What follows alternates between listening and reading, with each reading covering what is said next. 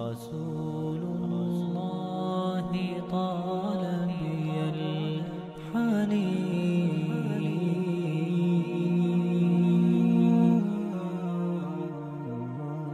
وأرق موجتي شوق الدفين رسول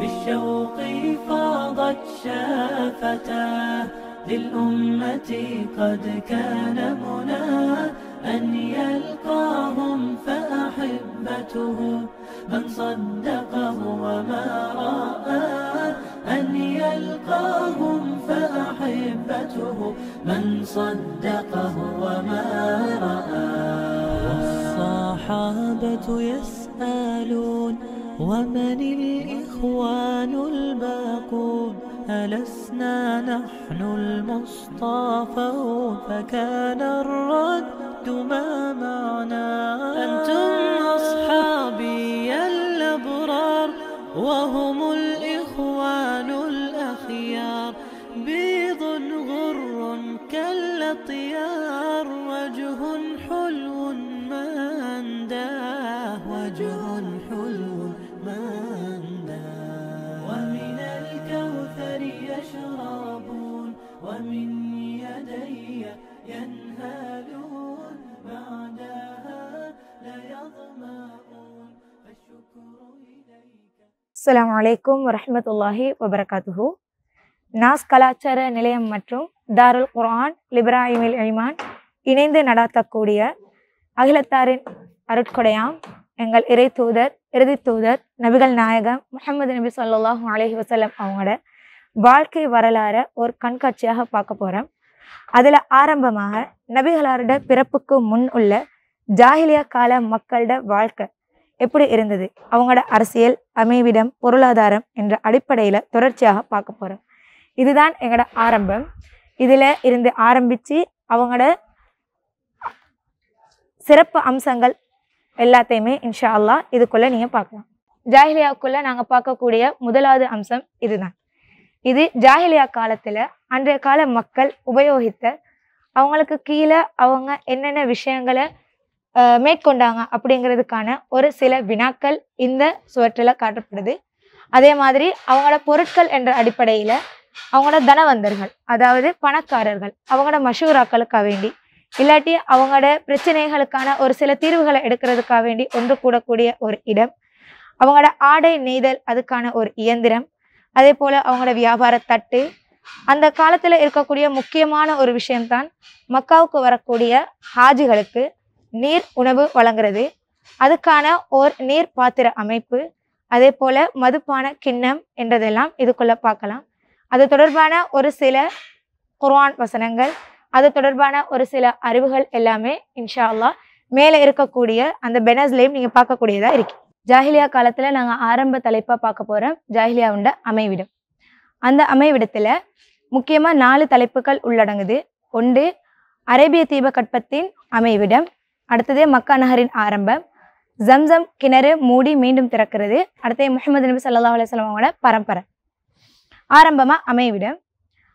அரேபிய தீபகற்பம் ஆசியா கண்டத்தில் இருக்கக்கூடிய ஒரு நாடு. அது 3 பக்கங்கள் நீரால் சூழப்பட்டது. செங்கடல், அரபுக்கடல், அரேபிய வளைகுடா என்று 3 பக்கம் நீரால் இருக்கி, அதில் வடப்பகுதி தரை பிரதேசம், அதில் ஷாம், சிரியா போன்ற பிரதேசங்கள் காணப்படுது. அரேபிய தீபகற்பம் அந்த ஜாஹிலியா காலத்தில் முக்கியமாக 5 மாகாணங்களாக பிரிக்கப்பட்டிருந்தது. ஒன்று திஹாமா, ஹிஜாஸ், ஹதரமவுத், நஜீத் அண்ட் யமன். யமன் ஒரு பசுமையான ஒரு இடமாக காணப்பட்டுச்சு.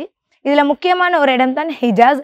ஏனென்றால் அதில் தான் புனித மக்காவும் மதீனாவும் அமைக்கப்பட்டிருக்கு. மக்கா நகரம் என்றது ஆரம்பமாக ஒரு பாலைவனமாக தான் இருந்தது. அது அதிகமான வியாபார கூட்டங்கள் போயிட்டு வரக்கூடிய பாதைகளோட மையமாக இருந்தது. அதுல ஆரம்ப குடியிருப்பாக நபி இப்ராஹிம் அலைஹிஸ்ஸலாம் வந்து தன்னோட மனைவியையும் குழந்தையும் அல்லாஹ்வோட கட்டளைக்கு இணங்க அந்த பாலைவனத்துல விட்டுட்டு போனாங்க. அவங்க போதிய அளவு சாப்பாடு தண்ணியெல்லாம் கொடுத்துட்டு போனாங்க. ஆனா அது கொஞ்ச காலத்துல போதாம போகும். தன்னோட பிள்ளையிட பசியாற்றுறதுக்காக வேண்டி ஹாஜர் அலைஹிஸ்ஸலாம் உணவு தேடி சஃபா மர்வா மலைகளுக்கு இடையில ஓடி திரிஞ்சாங்க. அதுக்கப்புறம் அல்லாஹ் கொடுத்த ஒரு நியமத் தான் ஜம்சம் கிணறு. இந்த ஜம்சம் கிணறு தான் மக்கமா நகரம் உருவாகிறதுக்கு முக்கியமான ஒரு காரணம். ஏனெண்டா அப்ப வியாபார பாதைக்கு வியாபார விஷயமா அந்த பக்கத்தால போன ஜுர்ஹும் கோத்திரத்தினர் இந்த ஜம்சம் கிணறை கண்டு ஹாஜர் அலைஹிஸ்ஸலாத்துல பெர்மிஷன் எடுத்து அது மூலமா அதை குடிச்சு அங்கேயே அவங்க குடியேறினாங்க. அந்த குடியேற்றத்தை தொடர்ந்து தான் அடுத்து பல கோத்திரங்கள் பல குருக்கள் மக்கா நகர்ல குடியேற ஆரம்பிச்சு மக்கமா நகரம் அப்படியே உருவானது. அடுத்ததா ஜம்சம் கிணறு மீண்டும் மூடி மீண்டும் திறத்தல். மக்கா நகரம் உருவாகிறதுக்கு முக்கிய காரணமா இருந்த இந்த ஜம்சம் தொடர்ச்சியா திறந்த நிலையிலேயே இருக்க இல்லை. பிற்காலத்துல ஜுர்ஹும் கோத்திரத்துக்கும் ஹுசா எனக்குரிய ஒரு கோத்திரத்துக்கும் இடையில பெரிய ஓரன்னு நடந்தது. அதுல ஹுசா கோத்திரம் தோத்து போனாங்க. ஜுர்ஹும் கோத்திரம் தோத்து போனாங்க. ஹுசா கோத்திரம் வெட்டினாங்க. அத்த டைம்ல இந்த ஜம்சம் கிணற்றிட பெருமதி அறிஞ்சிருந்த ஜுர்ஹும் கோத்திரம் அவங்க நாட்டை விட்டு வெளியே போறப்ப அந்த ஜம்சம் கிணறை மூடிட்டு அதுக்குள்ள ஒரு தங்க மான் சிலையையும் ஒரு சில வாள்களையும் போட்டு புதைச்சிட்டு போனாங்க. அதுக்கப்புறம் மக்கா நகர்ல நீருக்கா வேண்டி நிறைய கஷ்டப்பட்டாங்க. பஞ்ச நிலையை கூட ஃபேஸ் பண்ணினாங்க. பிற்காலத்துல அப்துல் முத்தலிப் அவருடைய டைம்ல தான் வந்து அவருக்கு கனவின் மூலமா அல்லாஹ் தாலா வந்து ஜம்சம் கிணறு எங்க இருக்கிறேன்னு சொல்லி காட்டியிருந்தான். ஜம்சம் கிணறு எங்க இருக்கேன்னு காட்டியிருந்தான். அதுக்கு பொறத்தான் அவங்க அந்த கிணற்றை தோண்டி அதன் மூலமா நீரை பெற்றுக்கொண்டாங்க. அந்த டைம்ல அங்க புதைக்கப்பட்டிருந்த அந்த தங்க மான் சிலையையும் அந்த வாள்களையும் எடுத்துத்தான் அப்துல் முத்தலிப் காபாவுக்கு கதவு செஞ்சு போட்டாங்க என்றது குறிப்பிடத்தக்க ஒரு விஷயமா இருக்கு. அடுத்தது பரம்பரை கீழே எங்களுக்கு தெரியும் நபி முஹம்மது ஸல்லல்லாஹு அலைஹி வஸல்லம் வந்து இப்ராஹிம் நபி அவங்களோட பரம்பரையை சேர்ந்தவங்களா இருந்தாங்க. அந்த பரம்பரையை 2 பகுதிகளா பிரிப்பாங்க. ஒன்று முஹம்மது நபியில இருந்து அதனான் வரைக்குமான ஒரு பகுதி, அடுத்தது அதனான்ல இருந்து நபி இப்ராஹிம் அலைஹிஸ்ஸலாம் அவங்க வரைக்குமான ஒரு பகுதி என்று 2 பகுதிகளா பிரிச்சு நபி முஹம்மது ஸல்லல்லாஹு அலைஹி வஸல்லம் அவங்களோட பெயர் பட்டியல் காணப்படுது.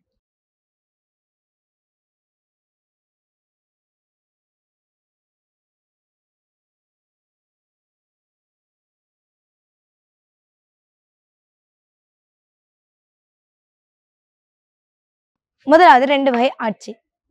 2 வகை ஆட்சி என்றப்ப எங்களுக்கு தெரியும் மக்கா நகரத்துல வந்து அது வந்து தனக்கென ஒரு அரசாங்கத்தையோ கொண்டிருக்க இல்லை.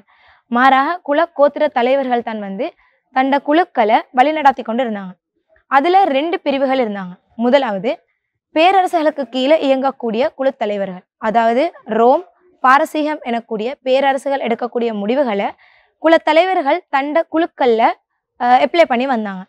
அடுத்தது தனியாக இயங்குறது, குழு தலைவர்களே தானா சுயமுடிவு எடுத்து தண்ட குழுக்கள்ல அதை அப்ளை பண்ணி அது மூலமா குழுக்களை வழிநடாத்தி வந்தாங்க.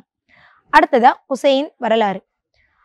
அரேபிய ஆட்சியிலேயே ரொம்ப முக்கியமான ஒரு பர்சன் அவருடைய ஆட்சிக்கு போகிறோம். மக்காவில் நிறைய மாற்றங்கள் வந்தது. அவர் என்னென்ன செஞ்சாருங்கிறத பார்க்கறதுக்கு முன்னாடி நாங்கள் அவருடைய வரலாறு என்னன்றதை பார்த்துக்கொள்வோம். ஆரம்பமாக ஹுசைன் என்றவர் வந்து குறைஷி கோத்திரத்தை சேர்ந்தவர். அவருடைய பிறப்பு மக்காவில் இருந்தது. மக்காவில் அவர் சிறு வயசுல இருக்க போக்கலையே அவருடைய வாப்பா மௌத்தாயிட்டார். வாப்பா மௌத்தானதுக்கு போகிறோம் ஷாம் நகரை சேர்ந்த ஒரு பெரியவர் அவருடைய தாயை திருமணம் பண்ணி அவரையும் அவருடைய தாயையும் வந்து ஷாம் நகருக்கு எடுத்துக்கொண்டு போனார். அங்கே இருந்து குசை வாலிபமானதுக்கு போகிறோம் மீண்டும் மக்காவுக்கே மீண்டு வந்தார். திரும்பி வந்த குசை அப்போ மக்கா நகரை ஆட்சி செஞ்சு கொண்டு இருந்த ஹுலைல் எனக்கூடிய ஹுசா கோத்திர தலைவருடைய மகள் ஹுப்பாவை திருமணம் முடிச்சாரு.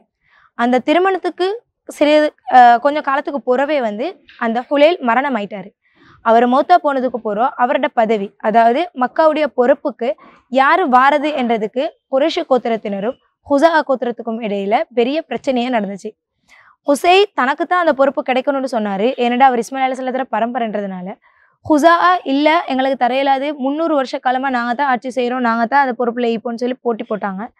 கடைசியில ஒரு பள்ளத்தாக்கு கீழே 2 குழுக்களுக்கும் இடையில பேச்சுவார்த்தை நடந்தது. அந்த பேச்சுவார்த்தை போராக மாறி அதுல குறைஷி கோத்திரத்தினர் வெற்றி பெற்றாங்க, ஹுசா கோத்திரத்தினர் தோத்து போனாங்க. அதை தொடர்ந்து குறைஷி கோத்திர தலைவராக மக்கா நகரோட பொறுப்புகளை தனக்கு ஏற்றி குசை வந்து ஆட்சி பீடம் ஏறினாரு. ஆட்சிக்கு வந்த குசை பல முக்கிய விஷயங்களை செஞ்சு வந்தாரு. அதுல முக்கியமான 4 விஷயம்தான் அஸ்ஸிதானா, அல் ஹிஜாபா, அர் ரிஃபாதா, அசிகாயா எனக்கூடிய பொறுப்புகள்னால நிறுவினார். அடுத்தது தாருன் நதுவா நிறுவினது. மக்காவுக்கு எல்லா குறைஷிகளையும், எங்கெல்லாம் குறைஷி கூட்டம் இருக்குதோ அவங்க எல்லாத்தையுமே மக்காவுக்கு ஒன்று திரட்டுறது, இந்த மாதிரி முக்கிய விஷயங்களை இவர் பண்ணி வந்தார். இவர் பண்ணினதுல முக்கியமான உண்டாத்தான் இந்த தாருன் நதுவா இருக்கு. தாருன் நதுவான்றது குறைஷி கோத்திரத்திட பாராளுமன்றம். அந்த பார்லிமெண்ட்டுக்குள்ள நிறைய விஷயம் பண்ணினாங்க. அது என்னங்கிறத இன்ஷா அல்லாஹ் இதுல பார்ப்போம். தாருன் நதுவா. தாருன் நதுவாக்கு கீழே முக்கியமா 4 விஷயம் பண்ணி வந்தாங்க. ஒன்று, அவங்களுக்குள்ள நடக்கக்கூடிய பிரச்சனைகளுக்கு தீர்வு தாருன் நதுவாவில் குசைத் தான் வழங்குவார். அடுத்தது திருமண விஷயங்கள், அதுக்கு தலைமை தாங்கிறது குசைத். யுத்தங்கள் நடக்கிறப்ப அந்த யுத்தங்களுக்கான கொடிய குசைத் தான் கொடுப்பாரு. அது அவருக்கு கீழே இருந்த பொறுப்பு. அடுத்ததா வியாபார கூட்டங்களை வழி நடாத்துறது. இந்த மாதிரி விஷயங்கள் எல்லாமே தாருன் நதுவாக்கு கீழே நடந்து வந்தது. காபாட பராமரிப்பு. காபாட பராமரிப்புக்கு கீழே ஆரம்பமா குசையில ஆரம்பிச்சு ஜாஹிலியா காலத்துல யார் யார்கிட்ட கைக்கெல்லாம் அந்த காபாட பராமரிப்பு, அதாவது காபாட போர்வை பொறுப்பு மற்றும் அதில் சாவி யாருக்கெல்லாம் போனது என்றதை இதுல பார்ப்போம். ஆரம்பமா குசைக்கு போறோம் அவருடைய மூத்த மகன் அப்துத்தார். அப்துத்தாருக்கு போறோம் அவருடைய சகோதரன் குசைட இளைய மகன் அப்துல் மனாஃப்க்கு போச்சு. அப்துல் மனாஃப்க்கு அடுத்தது அப்துல் மனாஃப்ட மகன் ஹாஷிம். ஹாஷிமை தொடர்ந்து அப்துல் முத்தலிப். இந்த பொறுப்பு பின்னுக்கு முஹம்மது நபி ஸல்லல்லாஹு அலைஹி வஸல்லமோட காலத்துல அப்பாஸ் ரலியல்லாஹு அன்ஹு அவங்களுக்கு போனது என்றது குறிப்பிடத்தக்க ஒரு விஷயம்.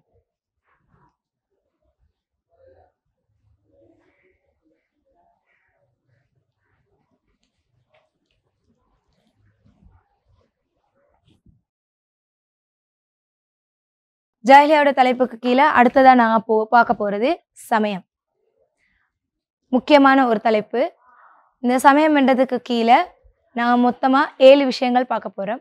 ஒன்று, ஷாம் நகரம், சிலை வணக்கம், மக்காவில் சிலை வணக்கம், அஸ்னாம் அவுசான், வேறு மத வழிபாடுகள், யூத கிறிஸ்தவ வருகை, மூட நம்பிக்கை, ஹூம்ஸ். அதில் ஆரம்பமாக ஷாம் நகரம். ஷாம் நகரை எடுத்த நோக்கம் என்னென்னா, சமயத்தில் மக்கமா நகரில் இருந்த முக்கியமான ஒரு வணக்க வழிபாடு தான் சிலை வணக்கம். அந்த சிலை வணக்கம் ஷாம் நகரத்துல இருந்தான் ஆரம்பமானது. காரணம், அப்ப மக்காவை ஆட்சி செஞ்சு கொண்டு இருந்த அம்ர் இப்னு லுஹை எனக்கூடியவர் வியாபார விஷயமா ஷாமுக்கு வந்திருந்தாரு. அந்த டைம்ல அங்கு சிலை வணக்கங்கள் நடைபெறதை கண்டுட்டு அவர் இம்ப்ரெஸ் ஆயிட்டாரு. அவருக்கு நல்லா அது விருப்பமாயிட்டு, அதனால என்ன பண்ணாரு, அங்கிருந்து ஹூபல் எனக்கூடிய ஒரு சிலையை எடுத்துக்கொண்டு போயிட்டு மக்காவுல வச்சாரு. இந்த ஹூபல் சிலை தான் மக்கமா நகருக்குள்ள வந்த முதல் சிலை, ஆரம்ப சிலை. இதை தொடர்ந்து தான் மக்கா நகர்ல சிலை வணக்கம் ஆரம்பமானது. இந்த சிலை வணக்கத்துக்கு கீழே ஹூபலை தொடர்ந்து லாத், மனாத், உஸ்ஸா எனக்கூடிய முக்கியமான சிலைகள் வந்தது. அதை தொடர்ந்து அதிகமான சிலைகள் எந்த அளவு தூரம் என்றால், ஒரு கோத்திரத்துக்கு ஒரு குலத்துக்கு ஒரு சிலைகள் என்ற அடிப்படையில கூட அவங்க வழிபடுறதுக்கு இணங்க நிறைய அதிகமான சிலைகள் வச்சிருந்தாங்க. வரலாறுல வருது, நபி முஹம்மது ஸல்லல்லாஹு அலைஹி வஸல்லம் மக்கா வெற்றி கொண்ட டைம்ல மொத்தம் 300 கிட்ட சிலைகள் வந்து மக்கா நகர்ல காபாவை சுத்தி காணப்பட்டதாக வரலாறுகள் சொல்லுது. அந்த சிலை வணக்கத்துல அவங்க வந்து அதுகிட்ட வழிபடுறது, அதுக்கு நேர்ச்சை வைக்கிறது, அதே மாதிரி அதுக்கு பலியிடுறது, அந்த மாதிரி நிறைய விஷயங்கள் அவங்க வந்து பண்ணி வந்தாங்க. சிலை வணக்கத்துல ஒரு பகுதி தான் அஸ்னாம் அவுசான். அன்றைய காலத்துல வாழ்ந்த நல்லடியார்களை அவங்க வந்து அல்லாஹ்வுக்கு மிக நெருக்கமானவங்களா பார்த்து கொண்டிருந்தாங்க. அதனால அவங்க மௌத்தா போனதுக்கு போறோம் அவங்கள கொண்டு 2 விதமா வழிபட்டாங்க. ஒன்று, அவங்களோட புதைத்த இடங்கள், அவங்களோட அடக்க ஸ்தலங்கள், இல்லைன்னு சொன்னா அவங்க ஓய்வெடுத்த இடங்களுக்கு போய் அங்க போய் அவங்கள தரிசிக்கிறது, நேர்ச்சை வைக்கிறது, அது மாதிரி அவங்களுக்கு குர்பான் கொடுக்கறது, பலியிடுறது, இந்த மாதிரி விஷயங்கள் எல்லாம் அவங்க பண்ணி வந்தாங்க. அடுத்ததா வந்து அவங்களோட சிலைகளை வைக்கிறது, அவங்களோட உருவப்படங்களை வரைஞ்சி வீட்டில் தொங்க விட்டு அதை வணங்குறது, அதை வழிபடுறது, இந்த மாதிரி விஷயங்களை பண்ணி வந்தாங்க. இதுவும் சிலை வணக்கத்துல ஒரு பகுதியாக காணப்படுது. சிலை வணக்கம் தவிர்த்து மக்கமா நகர்ல இருந்த வணக்க வழிபாடுகள் தான் வந்து யூத மதம், கிறிஸ்தவ மதம், அதே மாதிரி மஜூசிகள், நெருப்பை வணங்கக்கூடியவங்க, சாஃபியாக்கள், நட்சத்திர கோள்களை வணங்கக்கூடியவங்க. இந்த யூத கிறிஸ்தவர்கள் வந்து மக்காவுக்குள்ள எப்படி வந்தாங்க அப்படிங்கிறது வந்து அதுக்குள்ள பார்க்கலாம். ஆரம்பமா யூதர்கள் வந்து 2 கட்டங்கள்ல வந்தாங்க. ஒன்று, பலஸ்தீனத்துல இருந்து கிறிஸ்துவுக்கு முன் 583ஆம் ஆண்டு அவங்க வந்திருந்தாங்க. அதே மாதிரி கிறிஸ்துவுக்கு பின் 70ஆம் ஆண்டு ஒரு முறை வந்தாங்க. இந்த மாதிரி 2 கட்டங்கள்ல அவங்க மக்காவுக்குள்ள யூதர்கள் நுழைஞ்சாங்க. அதே போல கிறிஸ்தவர்கள் வந்து யமன்ல இருந்து ஒரு முறை மக்காவுக்கு வந்திருந்தாங்க. அவங்களோட வருகையை தொடர்ந்து தான் வந்து மக்கா நகரில் யூத கிறிஸ்தவ மதம் பரவி வந்துட்டு. அடுத்தது மூட நம்பிக்கைகள். மூட நம்பிக்கைகளுக்கு கீழே ஜோதிடம் பார்க்குறது, சாஸ்திரம் பார்க்குறது, அம்புகளை கொண்டு குறிப்பாக்குறது, அது ரொம்ப முக்கியமான விஷயம். அம்புகளை கொண்டு வந்து அவங்க சரிப்பில செய்வமா வானமண்டலம் பார்ப்பாங்க. அதே போல் முனஜ்ஜிம், நட்சத்திர கோள்களை கொண்டு எதிர்காலத்தை கணிக்கக்கூடியவங்க. இந்த மாதிரி நிறைய மூட நம்பிக்கைகள் கொண்டு இருந்தாங்க. அந்த மூட நம்பிக்கைகளில் ஒரு பகுதியாக நாங்கள் வந்து ஹூம்ஸ் பிரிவை பார்க்கலும். ஹூம்ஸ்ன்னு சொன்னால் குறைஷிகளில் ஒரு கூட்டம். குறைஷிகள் வந்து ஹஜ்ஜுடைய காலத்தில் வந்து அவங்களே சில ரூல்ஸ் போட்டுக்கொள்வாங்க. ஹரத்துடைய போர்டரை அவங்க தாண்டி போக மாட்டாங்க. வரக்கூடிய ஹாஜிகளுக்கு தான் நீர் கொடுக்கணும், தான் ஆடை கொடுக்கணும், தான் சாப்பாடு கொடுக்கணும் அப்படின்ட்டு தனக்குத்தானே ரூல்ஸ் எல்லாம் போட்டு கொண்டிருந்தாங்க. அவங்களே தன்னை ஹோம் சைடு அழைச்சி கொண்டிருந்தாங்க. அவங்க கொடுக்கறதான் உடுக்கணும், அவங்க கொடுக்கறதான் சாப்பிடணும்லாம் வச்சுருந்தாங்க. அதை மீறி அவங்க வந்து உள்ளுக்கு போவேலாது. அவங்க கொடுக்கறத உடுக்கணும், அதை கொண்டே அவங்க வந்து தவாஃபும் செய்யணும் அப்படின்னு சொல்லிட்டு வச்சுருந்தாங்க. இந்த மாதிரி விஷயங்கள் எல்லாம் ஜாஹிலியாவில் சமயத்துக்கு கீழே நான் பார்க்கணும்.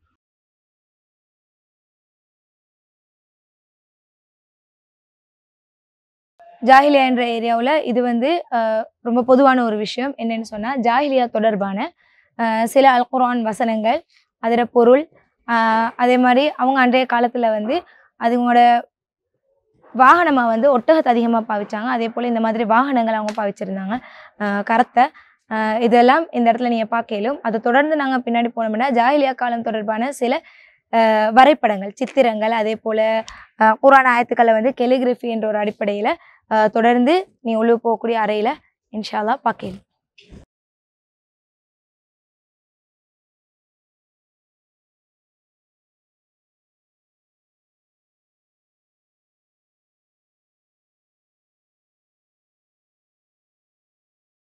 இது எல்லாமே ஜாஹிலியா காலம் தொடர்பாக வந்த குர்ஆன் வசனங்கள் கெலிகிராஃபி மூலமாக வரையப்பட்டிருக்கு.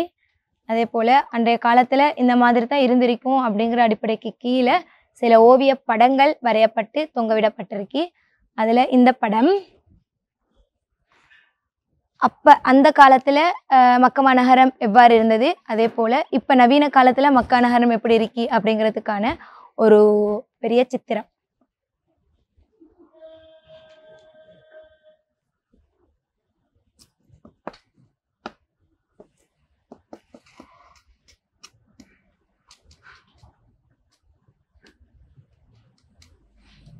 ஜம்சம் கிணற்றை பற்றி பார்க்க போகிறோம். நான் ஆரம்பத்திலே பார்த்துருந்தோம், மக்கா நகரில் ரொம்ப முக்கியமான இடத்தை பிடிச்சது தான் இந்த ஜம்சம் கிணறு.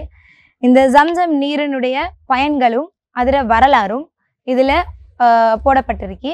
இந்த ஜம்சம் கிணறு இன்றைய காலத்திலேயும் வந்து அகில உலகத்திலேயுமே வந்து பெரும்பான்மையான மக்களோட பாவனையில் இருக்கு. அதே போல் மக்கா நகரில் வரக்கூடிய ஹாஜிகள், உம்ராக்கு போகக்கூடியவங்க எல்லாருமே வந்து இந்த ஜம்சம் நீரத்தன் வந்து அதிகமாக பருகக்கூடியவங்களாக இருக்கிறாங்க. நீ இதில் 3 மொழிகள்லையும் அதில் பயன்களை பார்க்கலும், அதில் வரலாறை பார்க்கலும், சயின்டிஃபிக்கல் ரீதியாகவும் இதில் நிறைய விஷயங்கள் வந்து இன்றைய உலகிலும் கூட ப்ரூஃப் ஆகிக்கொண்டே இருக்கு. ஜாஹிலியாவுக்கு கீழே பார்க்கக்கூடிய அடுத்த தலைப்பு தான் சமூகம். சமூகத்தில் முக்கியமாக 5 விஷயங்கள் பார்க்க போகிறோம். ஒன்று, அவர்களோட திருமண முறைகள் எப்படி இருந்தது. அடுத்தது பெண்களின் நிலை, அடிமைத்தனம், அவர்களிடம் காணப்பட்ட கெட்ட குணங்கள், தீய குணங்கள், அதே போல் அவங்கள்ட்ட இருந்த ஒரு சில நற்குணங்கள். ஆரம்பமாக திருமண முறை. திருமணத்தில் அவங்க 10 முறைகளில் திருமணம் செஞ்சு வந்தாங்க. அதில் ஒரு 4 முறைகளை நாங்கள் எங்களை எடுத்து காட்டுறோம். ஒன்று அஸ்ஸஹீஹ், பகாயா, ராஹித், இஸ்திபிலா. இந்த 4 முறைகளில் வந்து இந்த 4 முறைகள் முக்கியமானது. அதில் அஸ்ஸஹீஹ் எனக்கூடியது வந்து நபி முஹம்மது ஸல்லல்லாஹு அலைஹி வஸல்லம் அவங்களோட வருகைக்கு போகிறோம் நபி அவங்க கபூல் செஞ்ச, எக்ஸப்ட் பண்ண, ஏற்றுக்கொண்ட ஒரு திருமண முறையாக காணப்படுது. அடுத்து பெண்களின் நிலை. பெண்களின் நிலையில் வந்து அன்றைய கால ஜாஹிலியாவில் வந்து பெண்களை அவமரியாதைப்படுத்தக்கூடிய நிலை தான் அதிகமாக காணப்பட்டது. எல்லாருமே இல்லாட்டிலும் அதிக அளவிலான மக்கள் பெண்களை கீழ்நிலையில் வச்சு தான் கருதினாங்க. அதில் ஆரம்பமாக அவங்க வந்து தொடர் யுத்தம் செய்யக்கூடியவங்களா இருந்ததுனால அவங்க பெண் பிள்ளைகளை அதிகமாக வெறுக்கக்கூடியவங்களா இருந்தாங்க. பெண்கள் பிறந்தாலே அவங்க புதைப்பாங்க. அதே போல் பெண்களை வந்து விபச்சாரத்துக்காக வேண்டி பயன்படுத்தினாங்க. சொத்துல உரிமை வழங்க மாட்டாங்க. அவங்கள ஒதுக்கி வைக்கக்கூடியவங்களா இருந்தாங்க. அவங்களோட வலிமையை தாண்டி, அவங்களோட ஸ்டெமினாவை தாண்டி அவங்க வந்து அவங்களுக்கு வந்து நிறைய வேலை செய்ய கொடுக்கக்கூடியவங்களா இருந்தாங்க. அடுத்தது அடிமைத்தனம். அடிமைத்தனத்தில் ஆண்களையும் சரி பெண்களையும் சரி மிருகங்களை போல ட்ரீட் பண்ணக்கூடியவங்களா அன்றைய கால ஜாஹிலியா மக்கள் இருந்தாங்க. அதுக்கான ஒரு சில காட்சிகள், அவங்க விறகு சுமக்கிறது, அதே போல் பாரம் தூக்குறது, அவங்கள அநியாயம் செய்கிறது, அவங்கள வந்து மிஸ்யூஸ் பண்ணுறது கேர்ள்ஸை, அந்த மாதிரி ஒரு சில விஷயங்கள் இன்ஷா அல்லாஹ் இதில் பார்க்க. அடுத்து அவங்கள்ட்ட இருக்கக்கூடிய கெட்ட குணங்கள், தீய குணங்கள், அதுக்கு கீழே அவங்க சூது விளையாடுறது, மது அருந்துறது, கொலை பண்ணுறது, அதே போல் பெண்கள் விஷயத்தில் மோசமான முறையில் நடக்கிறது, அடிமைத்தனம், அந்த மாதிரி விஷயங்கள் எல்லாம் இதுக்குள்ளே உள்ளடங்கும். அடுத்து ஜாஹிலியா காலத்தில் எல்லாமே கெட்ட குணமானு கேட்டால் இல்லை, அவங்கள்ட்ட ஒரு சில நற்குணங்கள் இருந்தது. அது என்னங்கிறத இதில் பார்ப்பேன். அதில் ஆரம்பமாக வந்து அவங்க பெரியோர்களை, அவங்களோட குலத்தலைவர்கள், கோத்திர தலைவர்களை மதிக்கக்கூடியவங்களா, அவங்களோட கட்டளைகளை ஏற்று நடக்கக்கூடியவங்களா இருந்தாங்க. அடுத்து வாக்கொண்டு கொடுத்தா அதுக்கு மாற்றம் செய்ய மாட்டாங்க. தன்னோட வாக்கை நிறைவேற்றுறதுல அவங்க வந்து ரொம்ப கவனமாக இருந்தாங்க. அதே போல் அவங்க விருந்தாளிகளை உபசரிக்கிறது, தன் விருந்தாளின்னு யாராச்சும் வந்தாங்கன்னு சொன்னால் அவங்கள நல்ல முறையில் சிறப்பாக கவனித்து அனுப்புவாங்க. அதே போல் அதை தாண்டி அவங்கள்ட்ட வந்து சிறந்த கவிப்பாடக்கூடியவங்களாக இருந்தாங்க, நல்ல வீரர்களாக இருந்தாங்க, அடுத்து வியாபாரிகளாக இருந்தாங்க, சிறந்த வியாபாரிகளாக இருந்தாங்க என்றதெல்லாம் ஜாஹிலியாவோட சமூகத்துக்கு கீழே பார்க்கக்கூடிய விஷயங்களாக அமையுது.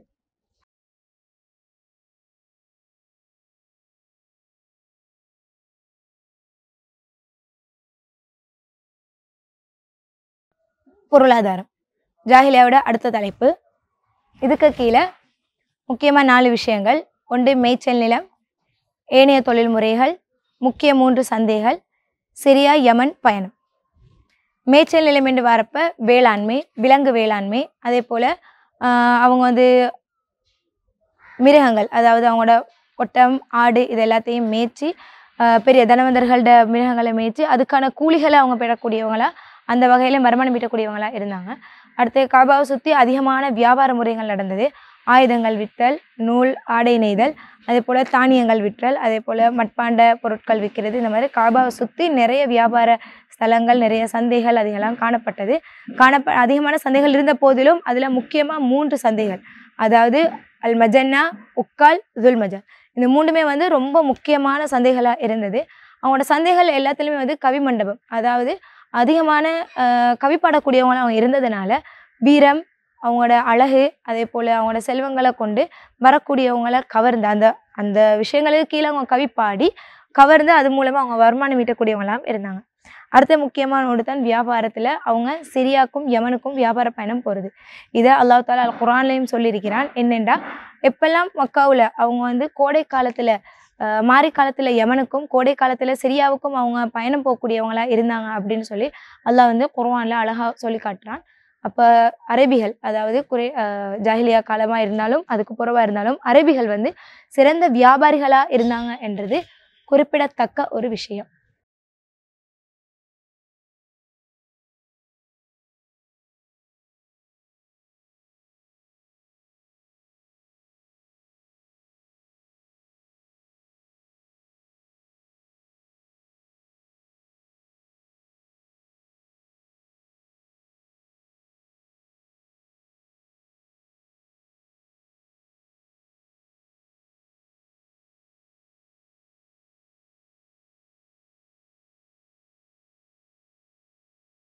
ஏன் ஜாஹிலியா காலத்துக்கு ஒரு நபி தேவைப்பட்டாங்க, அங்க அவ்வளவு தூரம் என்ன நடந்தது அப்படிங்கிற விஷயத்த மிக சுருக்கமா இதுக்குள்ள பார்ப்போம். ஆரம்பமா அதுல வரக்கூடிய ஒரு விஷயம்தான் தொடர் யுத்தம். தொடரா யுத்தம் செய்யக்கூடியவங்களா இருந்தாங்க. எந்த அளவு தூரம் என்றா more than 300 years, 300 வருஷங்களை தாண்டியும் கூட ஒரே காரணத்துக்காக வேண்டி யுத்தம் செய்யக்கூடிய ஒரு மக்களா அவங்க இருந்தாங்க. அதே போல அங்க காணப்பட்ட சிலை வணக்கம், நாங்கள் சமூகத்தில் பார்த்துருந்தோம் அங்கே இருந்த பெண்களின் நிலை எவ்வாறு இருந்ததுண்டு. அதே போல் அடிமைத்தனம், அதே போல் குலக்கோத்திர பாகுபாடு, இது தீவிரமாக இருந்த ஒரு விஷயம். அவங்க மேல் குலம் கீழ் குலம் அப்படின்ற ரீதியில் அவங்க வந்து நிறைய விஷயங்கள் பண்ணி வந்தாங்க. அது எல்லாமே இதில் வரும். அடுத்தது ஒரு நபியை எதிர்பார்த்து அந்த மக்கள் இருந்தாங்க, ஒரு கூட்டம் இருந்தாங்க, தனக்குள்ள ஒரு நபி வருவாங்க அப்படின்னு சொல்லிட்டு. அது எல்லாமே வந்து ஒரு நபியின் தேவையை கீழே வரக்கூடிய சுருக்கமான விஷயம். அதை தாண்டி அல்லாஹ் ஒரு இறைவன், ஒரே ஒரு இறைவன், அவனை தாண்டி வணங்கி வழிபட தகுதியான நாயன் வேறு யாரும் இல்லை என்ற உண்மையை எடுத்து சொல்றதுக்கும் மறுமைன்னு ஒன்று இருக்கி, அந்த மறுமையில இந்த உலகத்துல நாங்கள் புரியக்கூடிய நற்காரியங்களுக்கானதும் அல்லது தீய காரியங்களுக்கானதுமான கூலிகள் கிடைக்க பெறும் என்றதை எடுத்துரைக்கிறதுக்கும் ஒரு தூதர் வேணும். அந்த இறுதி தூதர் அந்த சமூகத்துக்கு தேவை என்ற அடிப்படையில அல்லாஹ் சுப்ஹானஹு வ தஆலா அந்த அரபியர்களுக்கு மத்தியில எங்களோட இறுதி தூதராம் நபிகள் நாயகம் முஹம்மது நபி ஸல்லல்லாஹு அலைஹி வஸல்லம் அவங்கள ஜாஹிலியா காலத்துல அடுத்ததை நான் பார்க்க போறது முஅல்லகா. முஅல்லகா என்றா என்னன்றதை பார்க்கறதுக்கு முன்னாடி அரபியர்களோட மொழி வளர்ச்சி அதை பத்தின ஒரு சுருக்கமான ஒரு விஷயம். அரபியர்கள் வந்து தன்னோட மொழியில மிகவும் தேர்ச்சி பெற்றவங்களா இருந்தாங்க. அழகாக கவி பாடக்கூடியவங்களா இருந்தாங்க. அந்த கவியில வந்து புகழ்பாடல், வாழ்த்துப்பாடல், துக்கப்பாடல், வீரப்பாடல் என பல டைப்ஸ் அவங்க வச்சிருந்தாங்க. அவங்க வந்து நல்ல அழகா கவி பாடுவாங்க. அந்த கவி வந்து இன்றைக்கும் கூட இந்த உலகத்துல போற்றக்கூடிய ஒரு சில கவிதைகளும் இருக்கி. அதுல அவங்களோட மொழியில தேர்ச்சி பெற்று கவி பாடக்கூடியவங்களா இருந்ததுனால அவங்க ஜாஹிலியாக்குள்ள என்ன செய்வாங்கன்னா அவங்களுக்குள்ள போட்டி வச்சு கொள்வாங்க. கவி பாடக்கூடியவங்களுக்கு இடையில போட்டிகள் நடக்கும். அந்த போட்டிகள்ல யாரோட கவிதை வெற்றி பெறுதோ அந்த கவிதையை தங்கத்தால எழுதி கஅபாவுல தொங்க விடுவாங்க. அவ்வாறு தொங்க விடக்கூடிய அந்த கவிதைக்குத்தான் முஅல்லகா என்று சொல்லப்படுது. அப்படி தொங்க விடப்பட்ட முஅல்லகாக்கள் மொத்தமா 7 இருக்கி. அதைத்தான் சபபுல் முஅல்லகா என்று சொல்லுவாங்க. அதுல ரொம்ப முக்கியமான முஅல்லகா தான் வந்து முஅல்லகத்து அம்ராத்துல் கைஸ் எனக்கூடிய முஅல்லகா. இப்படி 7 முஅல்லகாக்கள் இதுக்குள்ள இடம்பெறும்.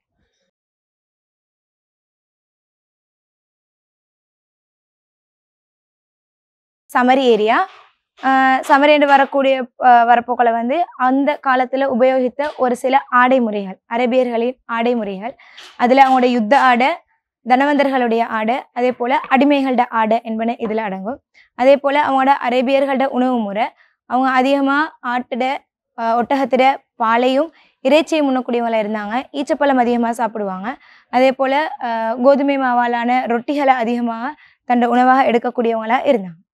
அடுத்து இது பொதுவாக ஒரு சமூகம் அரேபியா ஏரியா வந்து இப்படித்தான் இருக்கும்ன்றதுக்கு கஅபா, அதை சுற்றி வீடுகள், அதே போல சில அவங்களோட வியாபாரம் சிறந்ததா இருந்ததுனால ஒரு சில தட்டுக்கள், வியாபார தட்டுக்கள் அதெல்லாம் வச்சு ஒரு சமரி ஏரியாவை தயார் செய்யப்பட்டிருக்கு. அடுத்து அவங்க உபயோகித்த அரேபியர்களோட ஆயுதங்கள், அதுக்கு கீழே வந்து அவங்க வந்து நான் அதிகமாக ஆரம்பத்திலே பார்த்தோம், அவங்க வந்து அதிகமாக வீரர்களாக இருந்தாங்க. அவங்க வீரர்கள் யூஸ் பண்ணக்கூடிய கத்தி, அதே போல் ஈட்டி, அம்பு, வாள் அதெல்லாம் இருக்கி. அவங்க தன்னோட சுய தேவைகளுக்காக கிணறு வெட்டுறது, அதே போல் குழி தோண்டுறதுக்கு இதுக்கெல்லாம் வந்து உபயோகித்த ஒரு சில பொருட்களும் வந்து இங்கே காட்சிப்படுத்தப்பட்டிருக்கு. அடுத்து இது வந்து அரேபியர்கள் பொதுவாக உபயோகித்த ஒரு சில பொருட்கள். அவங்களோட வியாபார தட்டு இப்படித்தான் இருக்கும், அவங்களோட கிணறுகள் இப்படித்தான் அமைஞ்சிருக்கும், அவங்களோட அடுப்பங்கரைகள் இப்படித்தான் இருக்கும் அப்படிங்கிறதுக்காக வேண்டி ஒரு சில அமைப்புகள் இங்கே காட்டப்பட்டிருக்கு.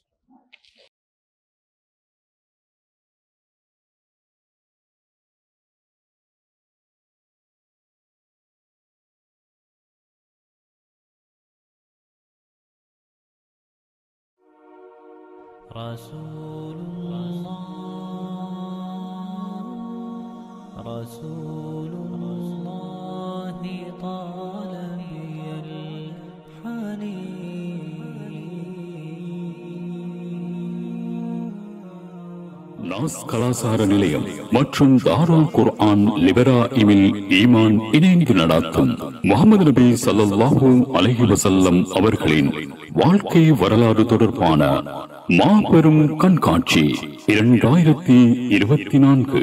கண்காட்சியின் உள்ளடக்கங்கள் ஜாஹிலியா கால மக்களின் வாழ்க்கை முறையும் அவர்களுடனான நபி அவர்களின் தொடர்பும்.